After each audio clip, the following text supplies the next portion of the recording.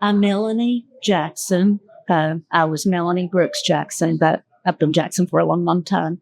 And my family moved to Guntersville in 1960 from Huntsville. So I've been in Guntersville most of my life. I'm Rachel Smith Walker. I was born and raised and lived all my life, except for a few years in Grant. I've lived all my life in Guntersville. Well, he was a little older. So when he was, I remember the television show. I would have been very young. The Ozzie and Harriet. Well, I guess it was maybe by that time it was called The Nelson Family or something. I remember that. So he and his brother would have been teenagers, when I was more like 5 years old or something like that. But I do remember the show. And I think there's a couple of TV channels that, that plays the old shows that still plays that show for anybody that would like to watch it. My favorite show was Ozzie and Harriet, simply because I like to look at Rick Nelson. I was not that old, but I thought he was the best looking thing I ever laid my eyes on, so I did not miss the show. So when I was more like 8 or 10, the movie The Parent Trap, the first one, came out with Hayley Mills, the English actress. And people used to tell me that I looked a little bit like her, back then. And so, but that was my favorite movie. And, we couldn't go to the movie store and get a movie and watch it again and again. But somehow I saw it several times. So there's a part in that movie where she and what turns out to be her twin sister that she didn't know about go to summer camp. And so when they're showing their little cabin, which was just them in a little cabin, there was pictures of Ricky Nelson on the wall, and they mention it because her what turned out to be her twin didn't know who that was because she'd led a pretty sheltered life where she wouldn't have had posters of a teen idol on the wall, but the other twin was a little bit different. She did, but they mentioned his name in the movie. Now, I remember that, and I like that. I remember thinking when I was young, when he was starting his acting, that I was going to meet that man one day. And if I was married, I was still going to meet him because I just thought he was just funny. And I wanted to talk to him and tell him how good looking he was. So when he came to Guntersville, I was one of the first ones to show up to see him. Well, John Branagh, if you've heard that name from anybody, was one of the two owners of the club, and they were our next door neighbors. So I heard about it as soon as they knew that he was booked.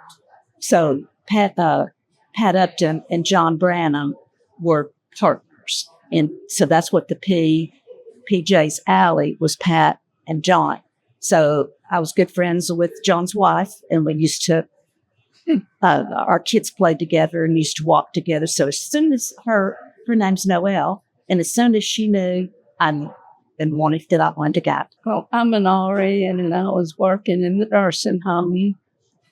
And about 3 days before he was to be here, my husband just walked into the nursing home and he said, Rick Nelson is coming to Guntersville? I said, no, I don't. I said, you're kidding me anyway. He said, no, if I get the tickets, will you go? I said, well, I'll go. I will. So he went. When I got home, they said, I got tickets. He got me one, him one, and a friend of Anders.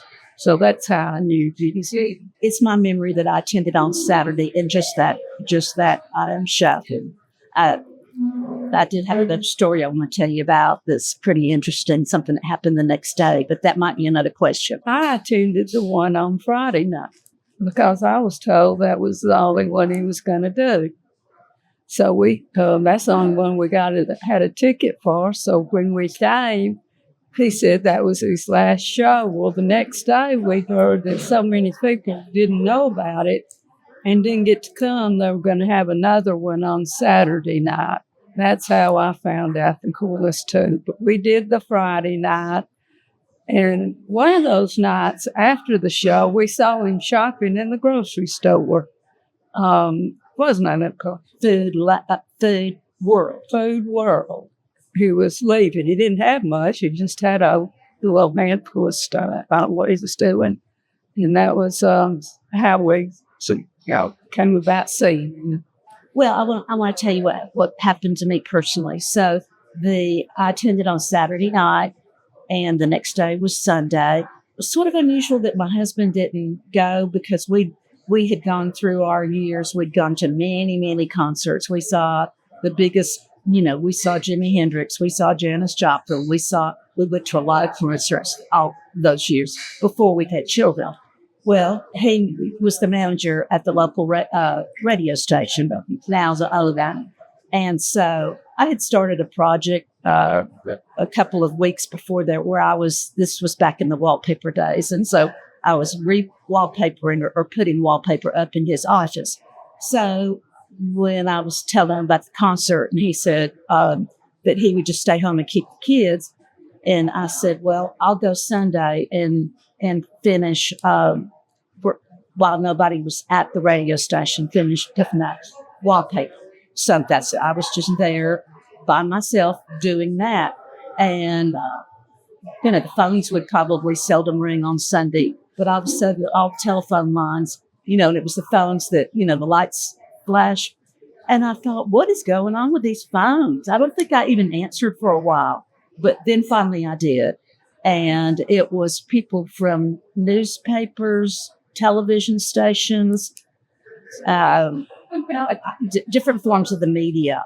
And you have to remember, this was before cell phones or anything. So all they knew was they heard a little town called Guntersville, Alabama, and they had no idea who would have any information on whether it was true that he had played here the night before. But of course, I knew he had because I had attended.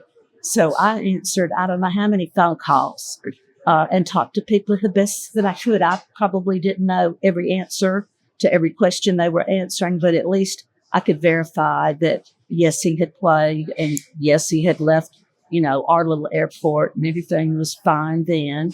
And I don't remember what else they answered me, but I would say that maybe I answered a dozen phone calls. But it was pretty shocking to me, too, because I didn't know. Before the first phone call, I didn't know that had happened. And I really just couldn't hardly believe it because I had just seen him the night before. I don't know what I said to the first person. I might have told them it was incorrect. I don't know. But they were telling me that that the plane crashed in a little town that I'd never heard of before in Texas. That's a pretty strong memory, for me, because if I hadn't been out there working on a Sunday, I think I wouldn't have been there to answer the questions. And so it's a sad memory. Oh, just that everybody was talking about it and nobody could believe it.